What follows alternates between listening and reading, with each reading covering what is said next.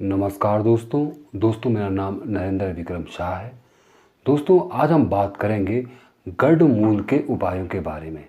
दोस्तों वैसे तो गंडमूल की पूजा होती है, लेकिन कभी कभी ऐसी परिस्थितियां आ जाती है कि हम ऐसी जगह पे फंस जाते हैं जहाँ ना तो हमें पंडित मिल पाता है ना पूजा की सामग्री, और कभी कभी हमारे पास इस प्रकार का धन नहीं होता है। तो दोस्तों आज हम आपको छोटे छोटे कुछ महत्वपूर्ण उपाय बताएंगे। गंडमूल दोष क्या है, उसको करने से भी आदमी को काफ़ी लाभ प्राप्त होता है। तो दोस्तों चर्चा को शुरू करते हैं गंडमूल उपायों के बारे में।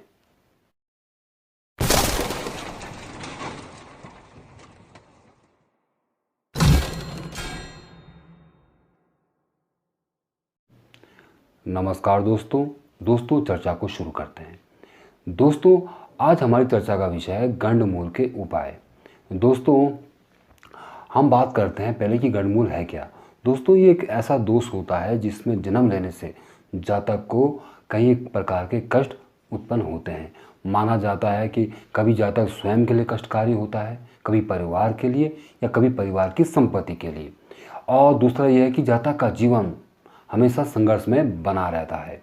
पर दोस्तों इसके कुछ उपाय भी हैं, और दोस्तों वो उपाय छोटे छोटे लेकिन अचूक हैं और कारगर उपाय हैं।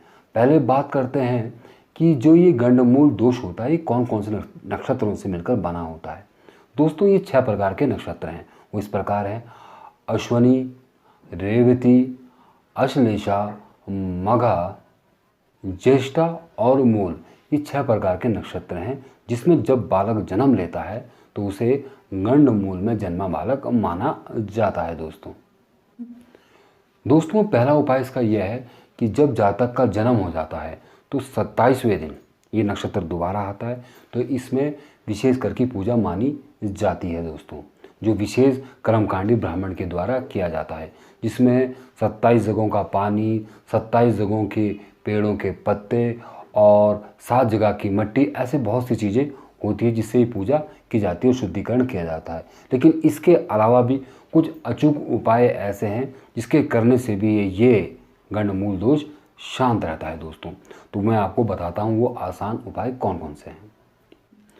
दोस्तों वो उपाय ऐसा है, अगर शंकर भगवान की पूजा की जाए सोमवार के दिन, और ये मंत्र है ओम रुद्राय नमः, और महादेव को एक सुपारी चढ़ाई जाए तो भी ये गंडमूल दोष शांत रहता है।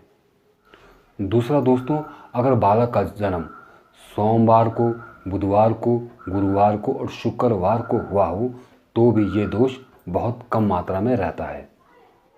और दूसरा, वृष लगन, सिंह लगन और कुंभ लगन और वृश्चिक लगन में अगर जातक का जन्म हो तो भी ये गंडमूल का प्रभाव बहुत कम मात्रा में रहता है।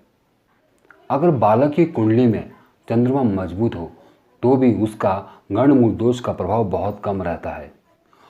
और यदि लड़की का गुरु या मंगल मजबूत हो तो भी बालिका का गंडमूल दोष का प्रभाव बहुत कम रहता है। दूसरा उपाय इसका यह है, पूर्णमासी के दिन आटे का दान करें और रविवार के दिन गेहूं का दान करने से भी ये गंडमूल दोष इसका प्रभाव बहुत कम मात्रा में रह जाता है। अगर कोई बालिका हो या बालक हो जिसका जन्म गंडमूल नक्षत्र में हुआ हो, अगर वो 27 जगह का पानी एक कांच की बोतल में इकट्ठा करके अपने सिरहाने रखे तो, या मंदिर में रखे जहाँ वो पूजा करता है, तो इससे भी ये दोष बहुत कम प्रभाव दिखाता है। यानी कि कहो कि इसका दोष का प्रभाव बहुत कम रहता है। जो ये गंडमूल होता है ज़्यादा असर आदमी के स्वभाव और सेहत पे करता है, क्योंकि उसकी सेहत को खराब रखेगा या उसके स्वभाव को चिड़चिड़ा या उग्र बना देगा। और विशेष बात, ये ज़्यादा प्रभाव 8 वर्ष की आयु तक करता है। 8 वर्ष के बाद इसका प्रभाव बहुत कम मात्रा में हो जाता है। बस 8 वर्ष तक ये विशेष प्रभाव या कष्ट देता है। और दूसरी बात, अगर किसी बच्चे का जन्म गंडमूल में हुआ हो तो माता पिता की कुंडली भी देखनी चाहिए। अगर उनके ग्रह मजबूत हैं तो भी उन पर ज़्यादा असर नहीं पड़ता है इस दोष का। विशेषकर माता पिताओं को जिनके बच्चों का जन्म गंडमूल नक्षत्र में हुआ है वो हमेशा ओम नमः शिवाय का जाप करते रहें। इससे भी गंडमूल का जो प्रभाव होता है वो काफ़ी कम हो जाता है। अगर कोई बच्चा गंडमूल नक्षत्र में जन्म लिया हुआ है और बीमार हो रहा है तो उसकी माता को पूर्णमासी का व्रत रखना चाहिए। इससे बच्चों की सेहत पे कोई असर नहीं पड़ता है। अब बात करते हैं कि इन जातकों को जिनका जन्म इन नक्षत्र में हुआ है उनको किन किन ईश्वर की पूजा करनी चाहिए या किन देवताओं की पूजा करनी चाहिए जिससे उनको कोई कष्ट ज़्यादा ना हो। तो पहले बात करते हैं अश्विनी नक्षत्र के बारे में।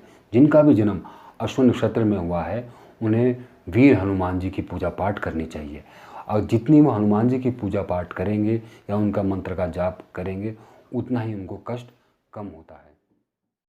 अब बात करते हैं मघा नक्षत्र के बारे में। जिनका जन्म मघा नक्षत्र में हुआ है और जिनकी सिंह राशि है उनको सूर्य को जल अर्पित करना चाहिए और विष्णु जी की पूजा करनी चाहिए। इससे भी उनका जो गंडमूल का जो प्रभाव है बहुत कम हो जाता है और जीवन में सुख शांति आती है। जिन भी जातक का जन्म मूल नक्षत्र में हुआ है और जिनकी राशि धनु है उनको गायत्री की उपासना करनी चाहिए। गायत्री की उपासना करने से इस गंडमूल का प्रभाव बहुत कम हो जाता है। जिनका भी जन्म अश्लेषा नक्षत्र में हुआ है और जिनकी राशि कर्क है उनको महादेव की यानी कि शंकर भगवान की पूजा पाठ करनी चाहिए, उनके मंत्रों का जाप करना चाहिए। इससे जो गंडमूल का प्रभाव बहुत कम हो जाता है और जीवन में सुख शांति बनी रहती है।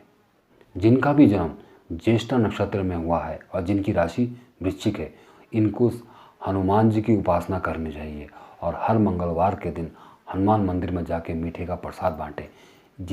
ऐसा करने से गंडमूल का प्रभाव बहुत कम हो जाता है और जीवन में सुख शांति बनी रहती है। जिनका भी जन्म रेवती नक्षत्र में हुआ है और जिनकी राशि मीन है उनको गणेश जी की पूजा पाठ करनी चाहिए। ऐसा करने से और उनको मूंग की दाल का दान भी करना चाहिए। ऐसा करने से ये गंडमूल का प्रभाव बहुत कम रहता है और उनके जीवन में सुख शांति बनी रहती है। दूसरा दोस्तों ये उपाय है, जिस नक्षत्र में इनका जन्म हुआ है वो 27 दिन के बाद दोबारा आता है। उस दिन उनके वज़न के बराबर तेल लेके उनका चेहरा उस तेल में दिखा के दान कर दिया जाए तो भी इस दोष का प्रभाव कम रहता है। और दूसरा, जो जटा वाला नारियल नहीं होता पानी वाला, उसको लें और जो बच्चा होता है उसके नाप के 7 सूत के धागे बना लें और उनको एक एक करके उस नारियल पे लपेट दें और उसमें इतना नमक बांधें ताकि वो पानी में डूब जाए।